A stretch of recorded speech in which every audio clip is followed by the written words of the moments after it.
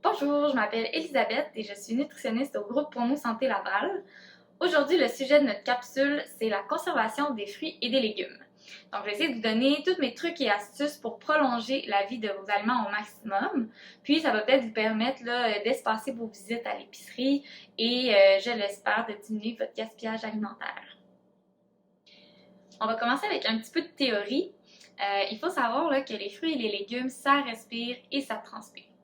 Plus ils vont respirer et plus ils vont perdre de l'eau rapidement, plus ils vont vieillir et vont ramollir rapidement. Par exemple, les laitues, les fines herbes ont une respiration et une transpiration plus rapide que des courges ou des légumes racines. Si on veut ralentir ces deux facteurs-là, pour ce qui est de la respiration, on va essayer de faire hiberner nos légumes. Donc, on va les couvrir puis on va les mettre au froid, donc au réfrigérateur. Pour ce qui est de la transpiration, c'est un petit peu le même principe. On va les couvrir pour garder l'humidité à l'intérieur du fruit ou du légume pour éviter que ça s'en aille dans le frigo, qui est un environnement qui est assez sec. Donc, c'est pour ça que nos légumes ramollissent. Alors, concrètement, qu'est-ce qu'on fait? On emballe nos légumes, soit dans un sac de plastique qui serait perforé, qu'on peut réutiliser d'une fois à l'autre, ou dans un plat qui va au frigidaire, mais qui laisse passer l'air. Donc, qui n'est pas complètement fermé, qui a un petit peu d'aération. Les légumes qui transpirent encore plus, comme les laitues, les fines herbes, les céleris, les asperges, eux, ils aiment avoir les pieds dans l'eau, comme des fleurs, ou être enrobés d'un papier qui est humide, parce qu'ils ont besoin encore plus de garder leur humidité. Donc, on peut mettre un papier essuie-tout humide ou un linge à vaisselle qui serait légèrement humide dans le sac ou dans le plat avec ces légumes-là.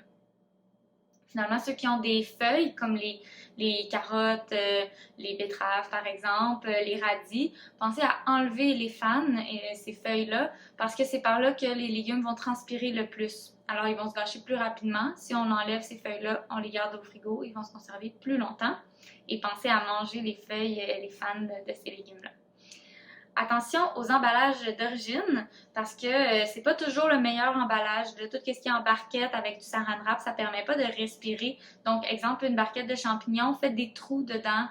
Votre sac de carottes, on fait des trous où on ouvre le sac un petit peu juste pour pouvoir laisser l'air circuler dans ces emballages-là. Maintenant, la question qui tue, au frigo ou pas au frigo les fruits? Et la vraie question à se poser, en fait, c'est est-ce que mon fruit est climactérique ou non climactérique? Qu'est-ce que ça veut dire un fruit climactérique? Vous allez les voir apparaître à l'écran. C'est les fruits qui sont cueillis avant d'être matures et qui vont continuer à mûrir hors du plant. En fait, ces fruits-là vont produire un gaz qui s'appelle l'éthylène et c'est l'éthylène qui va contribuer au mûrissement des fruits climactériques.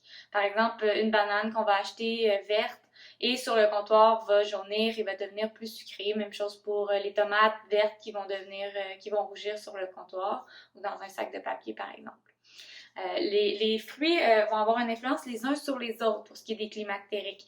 Donc, l'éthylène de l'un peut faire mûrir l'autre fruit climactérique juste à côté. Donc, c'est ce qui va se passer dans un bol à fruits, par exemple, sur le comptoir.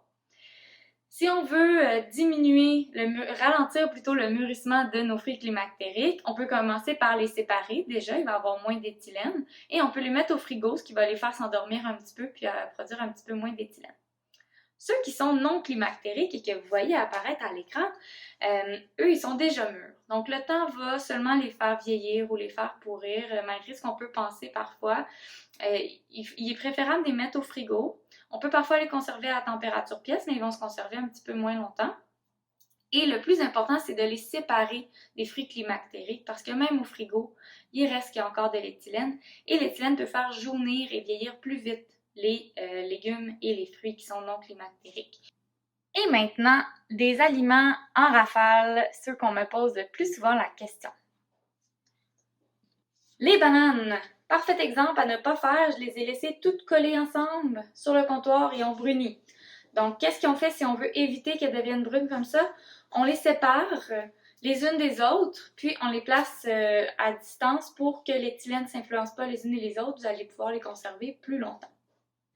Les fines herbes. Alors, les fines herbes, après quelques jours au frigo, ils vont ressembler à ça. Donc, pour éviter ça et pour les revigorer, on va les mettre les pieds dans un verre d'eau fraîche qu'on va couvrir d'un sac de plastique, n'importe quel sac que vous avez à la maison, et on va attacher en bas pour garder l'humidité à l'intérieur.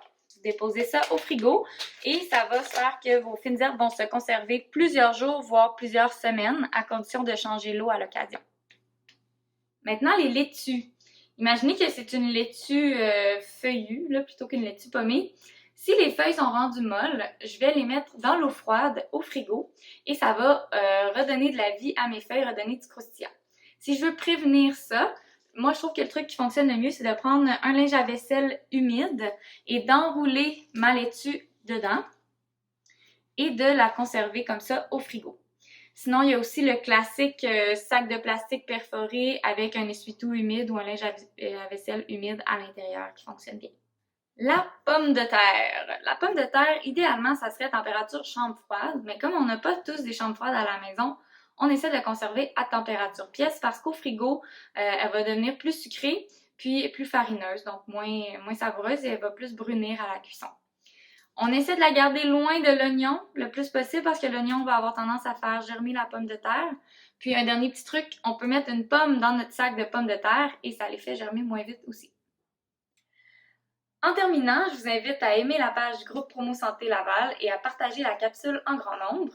Je vous rappelle également que des consultations virtuelles à la clinique Promo Santé sont possibles et que l'organisme propose un soutien à ses partenaires en temps de COVID-19 avec une offre adaptée d'activité physique et d'ateliers de nutrition. Pour plus d'informations, visitez le gpslaval.com et suivez-nous sur Facebook et sur YouTube. Merci!